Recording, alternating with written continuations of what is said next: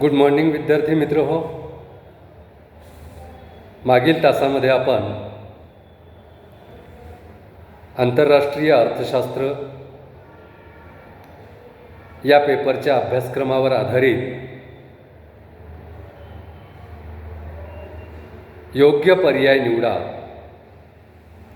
या प्रश्नांचं अध्ययन करीत होतो. योग्य पर्याय कसे निवडावयाचे याविषयी माहिती घेत होतो. कारण एकाच प्रश्नामध्ये एकापेक्षा जास्त पर्यायसुद्धा योग्य असतात, अचूक असतात. मग अशा वेळी कोणता पर्याय हा योग्य पर्याय आहे हे आपल्याला निवडावयाचं असतं. मागच्या तासामध्ये आपण योग्य पर्याय निवडा भाग 12 मध्ये क्वेश्चन नंबर 61 ते क्वेश्चन नंबर 65 याविषयी माहिती घेतली होती. आज आपण क्वेश्चन नंबर 66 पासून अध्ययन करणार आहोत. तर प्रश्न आहे डॅश डॅश डॅश रिकामी जागा यांच्या आंतरराष्ट्रीय व्यापार सिद्धांताचा उत्पादन खर्चातील निरपेक्ष अंतर हा केंद्रबिंदू होता. पहा, सावकाशपणे प्रश्न आहे का. रिकामी जागा यांच्या आंतरराष्ट्रीय व्यापार सिद्धांताचा उत्पादन खर्चातील निरपेक्ष अंतर हा केंद्रबिंदू होता. आपण आंतरराष्ट्रीय व्यापाराचे 3 सिद्धांत अभ्यासले. ॲडम स्मिथ यांचा आंतरराष्ट्रीय व्यापाराचा सिद्धांत, रिकार्डो यांचा आंतरराष्ट्रीय व्यापाराचा सिद्धांत आणि हेक्स्चर ओलिन यांचा आंतरराष्ट्रीय व्यापाराचा सिद्धांत. तर या 3 सिद्धांतापैकी कोणाच्या आंतरराष्ट्रीय व्यापार सिद्धांताचा उत्पादन खर्चातील निरपेक्ष अंतर हा केंद्रबिंदू होता. पर्याय अ आहे रिकार्डो म्हणजे डेव्हिड रिकार्डो. पर्याय ब आहे ॲडम स्मिथ, अर्थशास्त्राचे जनक ॲडम स्मिथ. पर्याय क आहे ओहलिन आणि ड आहे वरील सर्व. तर या 4 पर्यायापैकी कोणता पर्याय हा योग्य पर्याय आहे. अ रिकार्डो, ब ॲडम स्मिथ, क ओलिन आणि ड वरील सर्व. तर कोणाच्या आंतरराष्ट्रीय व्यापार सिद्धांताचा उत्पादन खर्चातील निरपेक्ष अंतर हा केंद्रबिंदू होता. अ रिकार्डो यांच्या आंतरराष्ट्रीय व्यापार सिद्धांताचा उत्पादन खर्चातील निरपेक्ष अंतर हा केंद्रबिंदू होता का? नाही. म्हणून पर्याय रिकार्डो हा अयोग्य आहे. ब पर्याय आहे ॲडम स्मिथ. ॲडम स्मिथ यांच्या आंतरराष्ट्रीय व्यापार सिद्धांताचा केंद्रबिंदू हा उत्पादन खर्चातील निरपेक्ष अंतर हा होता का? तर होय. यस, ॲडम स्मिथ यांच्या आंतरराष्ट्रीय व्यापार सिद्धांताचा उत्पादन खर्चातील निरपेक्ष अंतर हा केंद्रबिंदू होता. ॲडम स्मिथ यांनी सांगितलं की 2 देशामध्ये आंतरराष्ट्रीय व्यापार घडून येण्यासाठी आणि तो फायदेशीर घडून येण्यासाठी आंतरराष्ट्रीय व्यापारातून लाभ मिळण्यासाठी दोन देशातील वस्तूंच्या उत्पादन खर्चामध्ये निरपेक्ष अंतर असलं पाहिजे, हा ॲडम स्मिथ यांच्या आंतरराष्ट्रीय व्यापार सिद्धांताचा केंद्रबिंदू होता. त्यामुळे ब पर्याय हा योग्य पर्याय आहे ॲडम स्मिथ. क पर्याय आहे वोलिंग आणि ड पर्यायावरील सर्व. तर फक्त योग्य पर्याय आहे ब ॲडम स्मिथ. अ, क आणि ड हे पर्याय अयोग्य पर्याय आहेत. ओके, पुढचा प्रश्न घेऊया. रिकामी जागा डॅश डॅश डॅश किंवा रिकामी जागा यांच्या मते आंतरराष्ट्रीय व्यापारासाठी उत्पादन खर्चात निरपेक्ष तफावत असण्याची काहीही आवश्यकता नाही. रिकामी जागा यांच्या मते आंतरराष्ट्रीय व्यापारासाठी उत्पादन खर्चात निरपेक्ष तफावत असण्याची काहीही आवश्यकता नाही. पर्याय अ आहे रिकार्डो, पर्याय ब आहे ॲडम स्मिथ, पर्याय क आहे ओलिन आणि पर्याय ड आहे वरील सर्व. आत्ताच आपण मागचा प्रश्न पाहिला होता की ॲडम स्मिथ यांच्या आंतरराष्ट्रीय व्यापार सिद्धांताचा उत्पादन खर्चातील निरपेक्ष अंतर हा केंद्रबिंदू होता आणि या प्रश्नामध्ये क्वेश्चन नंबर 67 मध्ये रिकामी जागा यांच्या मते आंतरराष्ट्रीय व्यापारासाठी उत्पादन खर्चात निरपेक्ष तफावत असण्याची काहीही आवश्यकता नाही असं कोणाचं मत होतं हे आपल्याला ओळखायचं आहे.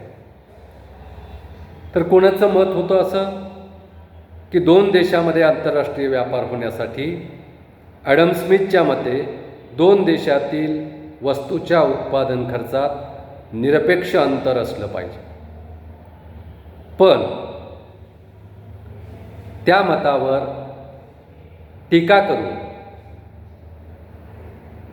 आंतरराष्ट्रीय व्यापार होण्यासाठी दोन देशातील उत्पादन खर्चात निरपेक्ष तफावत असण्याची काहीही आवश्यकता नाही असं कोणी म्हटलं?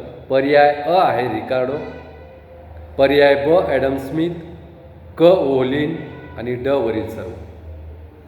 तर पर्याय अ रिकार्डो, डेव्हिड रिकार्डो यांनी ॲडम स्मिथ यांनी जे म्हटलं होतं की दोन देशामध्ये आंतरराष्ट्रीय व्यापार होण्यासाठी दोन देशातील उत्पादन खर्चामध्ये निरपेक्ष अंतर असणे आवश्यक आहे. रिकार्डो यांच्या मते आंतरराष्ट्रीय व्यापारासाठी उत्पादन खर्चात निरपेक्ष तफावत असण्याची काहीही आवश्यकता नाही. त्यामुळे अपर्याय रिकार्डो हा योग्य पर्याय आहे. ब पर्याय आहे ॲडम स्मिथ, हा अयोग्य आहे. क पर्याय ओलिन हा सुद्धा अयोग्य आहे आणि ड वरील सर्व हा सुद्धा अयोग्य आहे आणि योग्य पर्याय आहे रिकार्डो. कारण रिकार्डो यांच्या मते आंतरराष्ट्रीय व्यापारासाठी उत्पादन खर्चात निरपेक्ष तफावत असण्याची काहीही आवश्यकता नाही. जर दोन देशातील उत्पादन खर्चात निरपेक्ष तफावत नसेल तरीसुद्धा दोन देशामध्ये आंतरराष्ट्रीय व्यापार होऊ शकतो आणि त्यामधून दोन्ही देशांना लाभसुद्धा मिळू शकतो. म्हणून रिकार्डो यांच्या मते आंतरराष्ट्रीय व्यापारासाठी उत्पादन खर्चात निरपेक्ष तफावत असण्याची काहीही आवश्यकता नाही. ओके, पुढचा प्रश्न घेऊया. रिकामी जागा यांच्या आंतरराष्ट्रीय व्यापार सिद्धांताचा उत्पादन खर्चातील तुलनात्मक अंतर हा केंद्रबिंदू आहे. पहा प्रश्न काय आहे? रिकामी जागा डॅश डॅश डॅश म्हणजे रिकामी जागा यांच्या आंतरराष्ट्रीय व्यापार सिद्धांताचा उत्पादन खर्चातील तुलनात्मक अंतर हा केंद्रबिंदू आहे. पर्याय अ आहे रिकार्डो, पर्याय ब आहे ॲडम स्मिथ, पर्याय क आहे ओलिन आणि पर्याय ड आहे वरील सर्व. तर कोणाच्या मते आंतरराष्ट्रीय व्यापार सिद्धांताचा उत्पादन खर्चातील तुलनात्मक अंतर हा केंद्रबिंदू आहे? अ रिकार्डो. रिकार्डो यांच्या आंतरराष्ट्रीय व्यापार सिद्धांताचा उत्पादन खर्चातील तुलनात्मक अंतर हा केंद्रबिंदू आहे का? होय. कारण रिकार्डो यांनी आंतरराष्ट्रीय व्यापाराचा तुलनात्मक खर्चाचा सिद्धांत मांडलेला आहे. रिकार्डो यांच्या आंतरराष्ट्रीय व्यापार सिद्धांताचा उत्पादन खर्चातील तुलनात्मक अंतर हा केंद्रबिंदू आहे. म्हणून अ पर्याय हा योग्य पर्याय आहे. ब पर्याय होता ॲडम स्मिथ, तो अयोग्य आहे. क पर्याय वोहलिन हाही अयोग्य आहे. आणि ड पर्याय वरील सर्व हा सुद्धा अयोग्य आहे. म्हणजेच रिकार्डो यांच्या आंतरराष्ट्रीय व्यापार सिद्धांताचा उत्पादन खर्चातील तुलनात्मक अंतर हा केंद्रबिंदू आहे. पुढचा प्रश्न घेऊया. Question number 69. रिकामी जागा, सुरुवातीलाच रिकामी जागा डॅश डॅश डॅश हे रिकार्डोच्या आंतरराष्ट्रीय व्यापार सिद्धांताचे गृहीत नाही. पहा, प्रश्न शेवटच्या शब्दावर फिरवला त्यांनी. नॉर्मली आपण प्रश्न वाचत जातो, शेवटचा शब्द वाचताना दुर्लक्ष करतो आणि त्यामुळे आपण चुकीचं उत्तर योग्य पर्याय म्हणून निवडतो आणि आपल्याला मिळणारे मार्क आपण गमावतो. त्यामुळे प्रश्न नेहमी नीट काळजीपूर्वक वाचावा, शेवटपर्यंत वाचावा.